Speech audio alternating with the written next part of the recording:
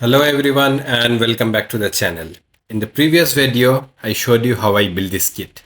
In this video, we will see how I went from this pile of plastic to this. This is a Challenger 2 tank with a battle-hardened look from the Salisbury Plain exercises. I start off the painting process with the coating of Vallejo primers. I use the Panzer grey color of Vallejo primer, and I also use thinner to dilute it a bit so that I can spray it more evenly through the airbrush. A couple of coats of this primer should be sufficient for our paint job later on.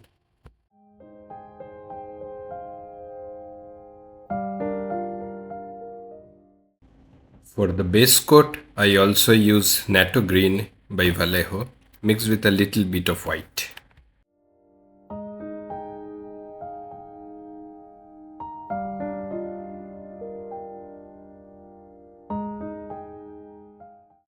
I go over the places I had missed with a paintbrush. For the tracks, I try to create a light tint with the burnt umber color. I dilute it with the airbrush thinner and spray a very light coat on the tracks.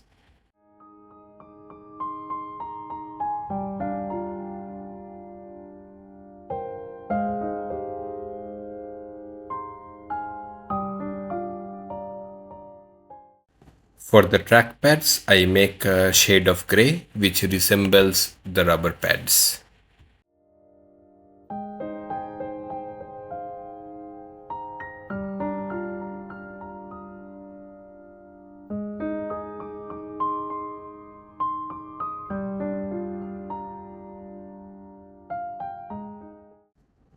I also paint the surface of the wheels with the same color.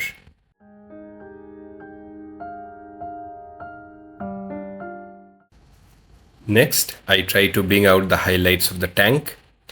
I imagine that the light is from the front and above the tank, and hence using a piece of cardboard, I try to bring out the edges of the panels which will be highlighted with a source of light in this direction.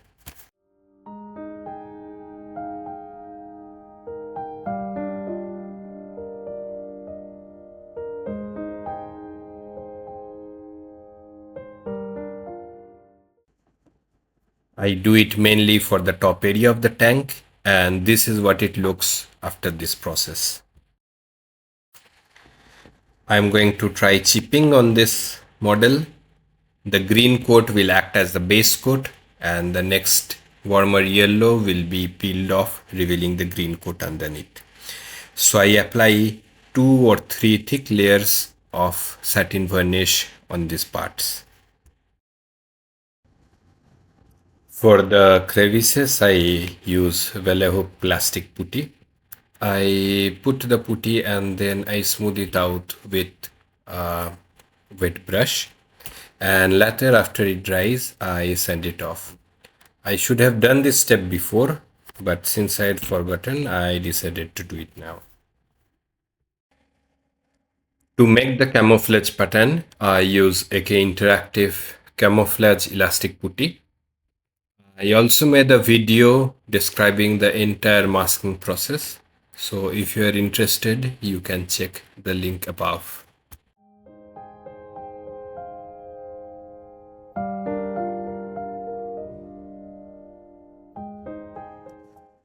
As you can see, I use both the masking tape and the elastic putty for the masking patterns. The bigger areas I seal off with the masking tape, and I use the elastic putty to make the outline shape and for delicate areas. After the masking step, I spray it with chipping medium, which is also from Vallejo. I coat it 2 times with a 50-50 mixture with the thinner. I also made a tutorial video with this kind of chipping medium. So if you're interested, please do check it out. It also has a few other tips and tricks and other chipping techniques. Next, I use the warm sand yellow from Ammo to paint the remaining areas of the camouflage. Since we have already applied the chipping medium, which is water activated, so we need to be careful while doing this step of painting the second layer of colors. If you are diluting it with water, it sometimes creates a problem, especially for vertical surfaces where it drips. And because of the water present in the paint, to dilute the paint, it sometimes removes and does not allow the paint to stick properly. I create some color highlights with a piece of cardboard and a very lightened version of warm sand yellow color. It is similar to what I had done for the base coat of Natto Green.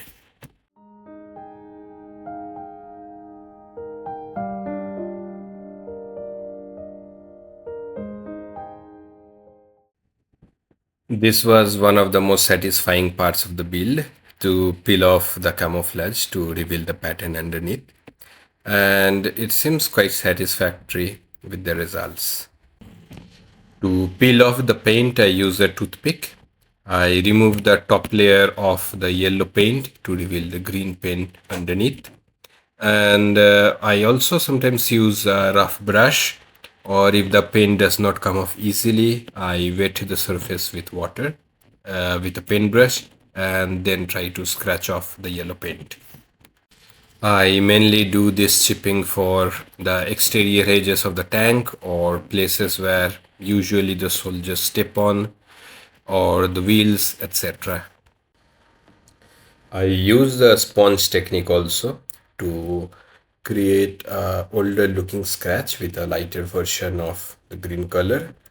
And also I use the paintbrush to create finer chips.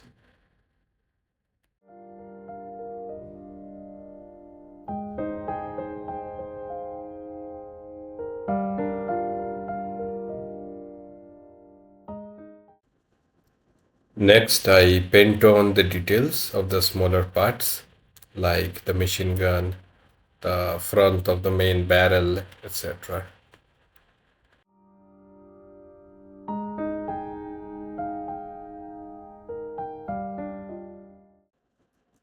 I found that the cable supplied with the kit was not sufficient to put on both sides. So I decided to make my own with a wire. I twisted it and created two similar looking wires or cables for the tank to put on both sides. I fixed it with super glue, and I think this gives a very realistic effect to the tank.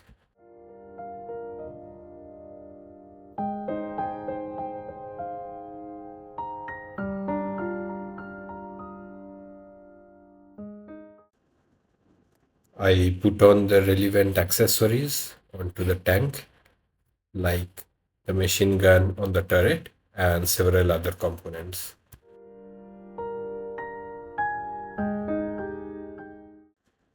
Finally, before starting the main weathering process, I apply 2 coats of Vallejo satin varnish. This will protect the paintwork underneath from the other chemicals of the enamels and the other powders or pigments that we will be using for the weathering process.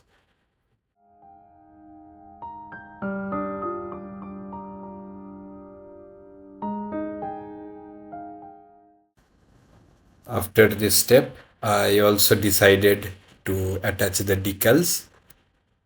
I soaked them in water and then I applied it using some tweezers, and later I fixed them in place with some decal softener and also applying another layer of satin varnish on top of these decals.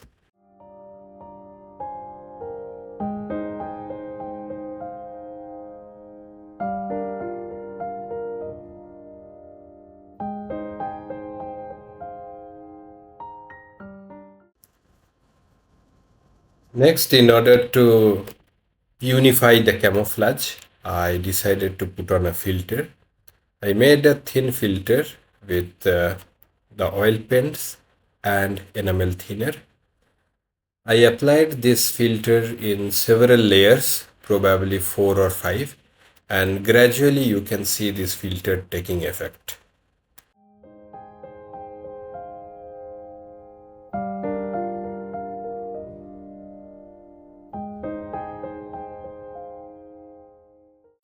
I further brought out the highlights. I made a very light version of the base colors, uh, mostly white mixed with a very little percentage of the base color, and I highlighted the top of the nuts, bolts, etc.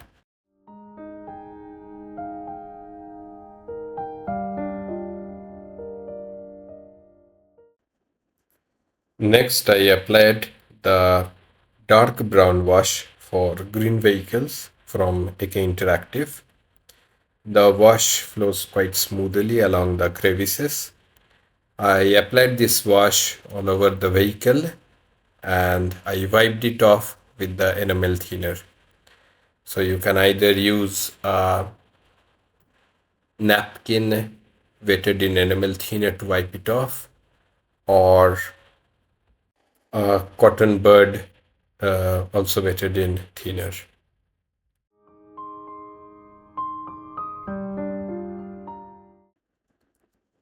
So this is what it looks like after doing the highlights and the shadows.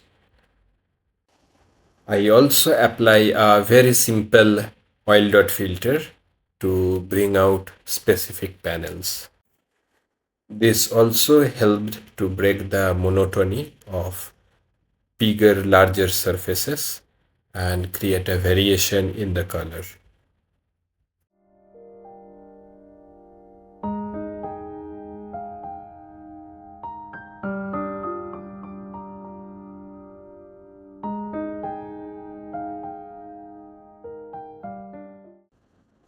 For the tracks, I applied the AK Interactive track wash, mainly in the middle and the edges of the tracks, avoiding the rubber pads.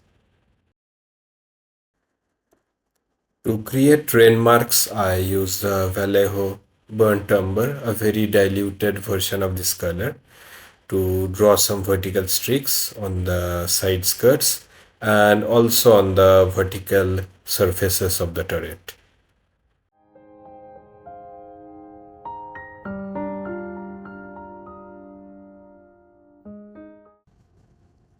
So here we are done with the basic weathering and we are ready to move on to the pigments. As a first step for the pigments, I apply a very diluted version of the light sienna pigment all over the tank to create a dust effect.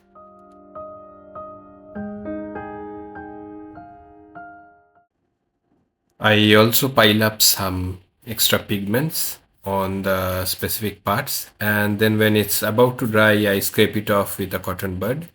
And when it's fully dry, I use a brush to rub off the extra pigments to create an accumulated dust effect.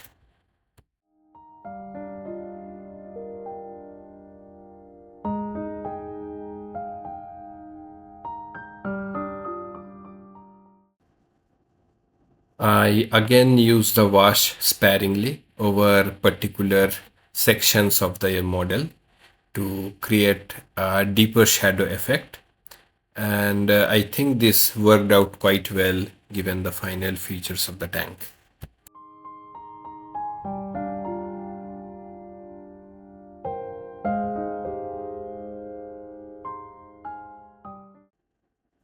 I also went over the tracks with a diluted version of the pigments and airbrush thinner. This is to create a more dusty effect and a worn look to the tracks.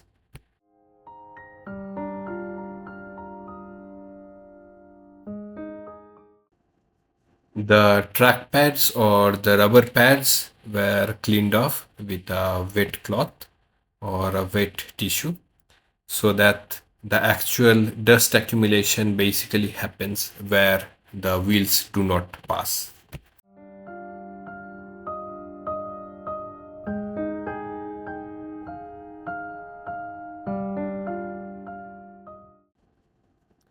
To create dried splatter, I use the light sienna pigments, which is the lightest pigment that I have. And using a toothpick, I sprayed it on the rear parts and the side parts of the tank. I have planned to remove the rear part of the side skirt so that the sprocket is visible. I paid particular attention to this part so that it's more covered with mud, etc. So this is what it looks like after the first round of pigments. I use the metallic pigment on the inner tooth of the tracks and also on some external edges, and I polish it a bit so that the shine really comes out as seen in the real tanks.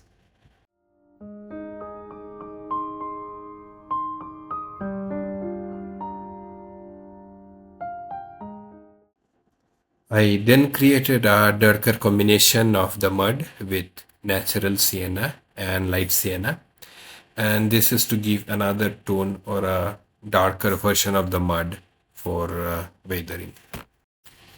I also use the brown splash mud in specific areas sparingly to create the wet mud effect. The commander's cupola or the sight and the driver sight were done using nail foils stuck with PVA glue. For the other optics, I used a gloss varnish mixed with slight black. I used the AK Interactive fresh engine oil on specific areas near the tanks to give a fresh oil spillage effect.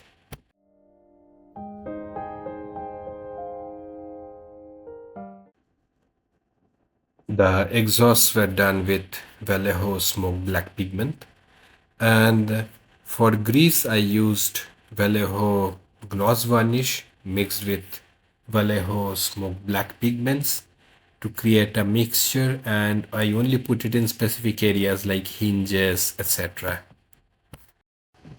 So this brings us to the end of this video. I hope you liked it. Please do leave a comment or a like, and please do subscribe to my channel if you are interested in this kind of videos and would like to see more. Thank you very much for watching, and see you soon.